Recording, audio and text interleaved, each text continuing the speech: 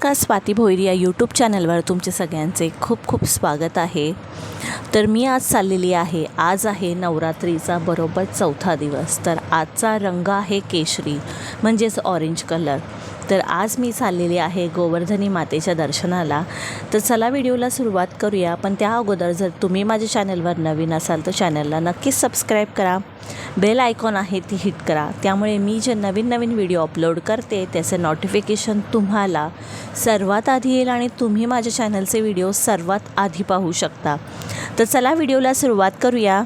तर Belapur palm beach रोडजवळ Belapur किल्ला आहे आणि बेलापूर किल्ल्याजवळच आहे गोवर्धनी माता। तर तुम्हाला गोवर्धनी मातेजवळ दर्शन घ्यायला यायचं असेल तर तुम्हाला बेलापूर स्टेशन खूप जवळ पडेल, त्याचबरोबर सीवूड स्टेशन पण तुम्हाला जवळ पडेल। तर तुम्ही सीवूड स्टेशनला उतरून ऑटो करू शकता किंवा बेलापूर स्टेशनला उतरून तुम्ही ऑटो करू शकता, हे दोन ऑप्शन आहेत। नाहीतर तुम्हाला डायरेक्ट तुम्हाला यायचं असेल तर तुम्ही ऑटोनेही येऊ शकता। तुम्ही नवी मुंबई रहिवासी असाल तर तुम्ही डायरेक्ट ऑटोने पण येऊ शकता किंवा स्कूटर किंवा बाईकने, कार पण तिथे जाते, कार पार्किंग पण आहे। तर तुम्ही डायरेक्टली पायथ्याशी उतरून बाकी वरती चढायला सीड्या आहेत आणि त्यानंतर तुम्ही गोवर्धनी मातेचं दर्शन घेऊ शकता। तर आज आहे चौथी माळ आणि चौथ्या माळेत देवीचं काय स्वरूप आहे आणि केशरी रंगाचं महत्त्व काय आहे हे आपण जाणून घेणार आहोत। तर आज आहे केशरी रंग आणि केशरी रंगच देवीला साडी नेसवली होती। तर केशरी रंगाचं आज आपण माहिती जाणून घेणार आहोत। तर केशरी रंग जो आहे तो पॉझिटिव्ह एनर्जी अट्रॅक्ट करतो, म्हणजे पॉझिटिव्ह एनर्जी तुम्हाला पाहिजे असेल किंवा सकारात्मक ऊर्जा तुम्हाला हवी असेल तर केशरी रंग हा खूप बेस्ट कलर आहे। त्यानंतर केशरी रंग हा ऊर्जा आणि आनंदाची अनुभूती देऊ शकतो। त्याचबरोबर केशरी रंग हा सकारात्मकता आणि उत्साहाचं प्रतीक आहे।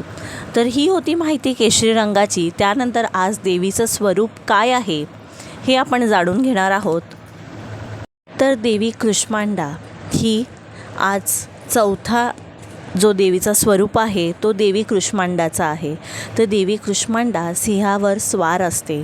कुष्मांडाचे 8 हस्त असून तिच्या 7 हातांमध्ये धनुष्य, बाण, कमळ, कलश, चक्र, गदा, कमंडलू आहे। तर तिच्या 8व्या हातामध्ये सर्व सिद्धी आणि निधी आहेत।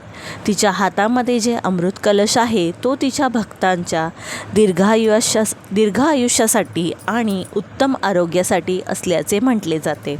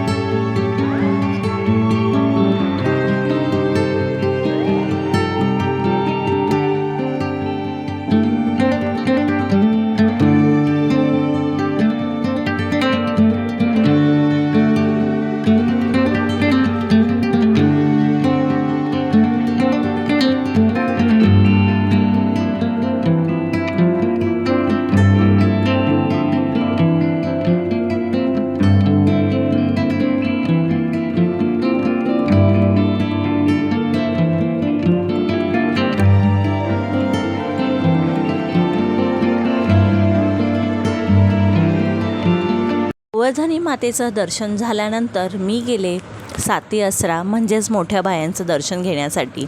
तर मोठ्या बायांचं किंवा साती आसरांचं देवीचं मंदिर कुठे आहे, तर गोवर्धनी मातेच्या बरोबर मागच्या साईडला एक रस्ता जातो, तिथेच साती आसरा बायांचं किंवा देवीचं मंदिर आहे.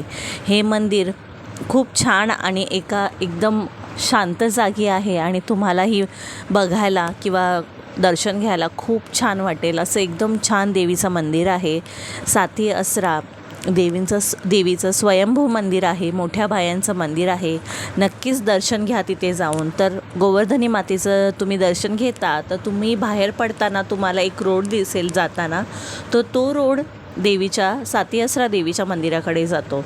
तर तुम्ही तिथे कोणालाही विचारू शकता. सध्या लोक तिथे दर्शनासाठी जातात, इतर वेळी गर्दी नसते. तर आज रविवार असल्यामुळे थोडीफार गर्दी होती गोवर्धनी मंदिरात, नाहीतर इतर वेळी गर्दी नसते, बिलकुल गर्दी नसते. तुम्ही आरामात दर्शन घेऊ शकता. तर मी आले होते साती आसरा देवीचं दर्शन घेण्यासाठी.